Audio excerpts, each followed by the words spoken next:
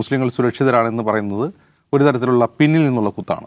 പിന്നിൽ നിന്നുള്ള കുത്തെന്ന് പറയാൻ കാരണം ഈ പ്രസ്താവന എന്ത് ചെയ്യുന്നു? ഈ പ്രസ്താവന ഇന്ത്യയിൽ ന്യൂനപക്ഷങ്ങൾ സുരക്ഷിതരാണ് എന്ന സംഘപരിവാറിൻ്റെയും ഭരണകൂടത്തിൻ്റെയും വാദം. അപ്പോൾ ഗ്ലോബൽ ഏജൻസികൾ എന്ത് ചെയ്യുന്നു? ഗ്ലോബൽ ഏജൻസികൾ ഇതിൽ സീരിയസ് കൺസേൺ പറയുമ്പോൾ അങ്ങനെയല്ല. ഇവിടുത്തെ ഇന്ത്യൻ ഗ്രാൻഡ് മുഫ്തി എന്നുള്ളത് സർക്കാർ കൊടുത്ത പദവിയൊന്നുമല്ല, അദ്ദേഹം സ്വയം എടുത്തണിഞ്ഞതാണ്.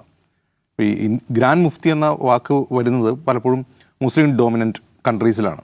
അവിടുത്തെ മതപരമായ കാര്യങ്ങളിൽ അവസാന തീർപ്പ് കൽപ്പിക്കുന്നതാണ് അവിടുത്തെ ഗ്രാൻഡ് മുഫ്തി. ഇന്ത്യക്ക് അങ്ങനെ ഒരു ഗ്രാൻഡ് മുഫ്തി ഇല്ല, സർക്കാർ അങ്ങനെ ഒരു പദവി ആർക്കും കൊടുക്കുന്നില്ല. മാത്രമല്ല കാന്തപുരം എ.പി. ബക്കർ മുസ്ലിയാൻ ഇന്ത്യയിലെ എല്ലാ മുസ്ലിങ്ങളും അറിയുപോലുമില്ല. അദ്ദേഹം അറിയപ്പെടുന്നത് കേരളത്തിലാണ്. കേരളത്തിൽ അദ്ദേഹത്തിന് ഗണ്യമായ അനുയായി വൃന്ദമുണ്ട് എന്നുള്ളത് ശരിയാണ്. അപ്പോൾ അങ്ങനെ മുഫ്തി അല്ല, അദ്ദേഹം സ്വയം അണിയുന്ന ഒരു കാര്യമാണ്. അപ്പോൾ സംഘപരിവാറും ഭരണകൂടം എന്തായിരിക്കും ചെയ്യുക? ഈ ഗ്ലോബൽ ഏജൻസികളുടെ ഈ ആരോപണത്തിനെതിരെ ഉപയോഗിക്കാൻ പറ്റുന്ന ഏറ്റവും മികച്ചൊരു ടെസ്റ്റ് മണിയായിട്ട് ഇത് ഉയർത്തിക്കാട്ടും എന്നുള്ളതാണ്. അത് ഉയർത്തിക്കാട്ടുമ്പോൾ എന്താണ് പ്രശ്നം? ഇന്ത്യയിലെ ന്യൂനപക്ഷങ്ങൾ അരക്ഷിതരാണ് എന്ന വസ്തുതയ്ക്ക് വിരുദ്ധമായി ഒരു ടെസ്റ്റ് മണിയായി അദ്ദേഹത്തിൻ്റെ ആ വീഡിയോ ബൈറ്റ് മാറുന്നു എന്നുള്ളതാണ് പ്രശ്നം. അത് യഥാർത്ഥത്തിൽ ഇന്ത്യയിലെ മുസ്ലിം സമുദായത്തെ പിന്നിൽ നിൽക്കുന്നതിന് തുല്യമാണ്.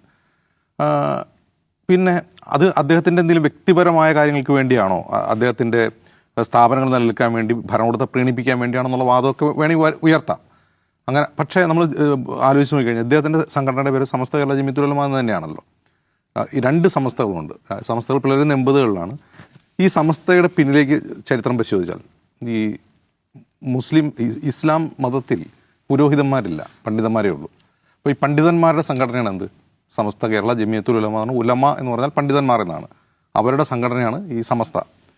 ഈ സമസ്തയുടെ തുടക്കകാലം മുതൽ തന്നെ, അത് പിളരുന്നതിന് മുമ്പ് തന്നെ അത് ബ്രിട്ടീഷ് അനുകൂലമായിരുന്നു. സമസ്തയുടെ ആളുകളാരും കോൺഗ്രസിൽ ചേർന്ന് പ്രവർത്തിക്കുന്നത് പ്രമേയം പാസ്സാക്കേണ്ട ഒരു സംഘടനയാണത്. കോൺഗ്രസിൽ ചേർന്ന് സ്വാതന്ത്ര്യ സമരം നടത്തരുത്, സർക്കാരിനെ ബഹുമാനിക്കണം എന്ന് പറഞ്ഞ സംഘടനയാണത്. മുസ്ലിം സ്ത്രീകളുടെ വിദ്യാഭ്യാസം തടഞ്ഞ പ്രമേയം നടത്തിയിട്ടുള്ള സംഘടനയാണത്. അതായത് റിഗ്രസീവ് എന്ന് പറയാവുന്ന ഒരുപാട് രാഷ്ട്രീയ നിലപാടുകൾ കൈക്കൊണ്ട ഒരു സംഘടനയുടെ ഒരു പകുതിയുടെ നേതാവാണ് കാന്തപുരം എ.പി. ബക്കർ മുസ്ലിയാർ. അവരുടെ പൂർവ്വഗാമികൾ ബ്രിട്ടീഷുകാർക്ക് അനുകൂലമായിരുന്നു. വരക്കൽ മുല്ലക്കോയ തങ്ങൾ എന്ന് പറയുന്ന സംസ്ഥയുടെ പഴയ നേതാവ്, അദ്ദേഹത്തിന് ഖാൻ ബഹദൂർ പട്ടം കൊടുത്തിട്ടുണ്ട് ബ്രിട്ടീഷുകാർ. എന്തിനായിരിക്കും? കോൺഗ്രസിനെ എതിർക്കുന്നതുകൊണ്ടാണ്. കോൺഗ്രസ് എന്ന് പറഞ്ഞാൽ സ്വാതന്ത്ര്യ സമര പ്രസ്ഥാനത്തെ എതിർക്കുന്നതുകൊണ്ടാണ്. അപ്പോൾ അതിൻ്റെ പിന്തുടർച്ചയാണ് ഈ കാണുന്നത് മുഴുവൻ. അതിൽ നിന്ന് പിളർന്നു പോയ മറ്റൊരു സംഘടന നേതാവാണ് അദ്ദേഹം.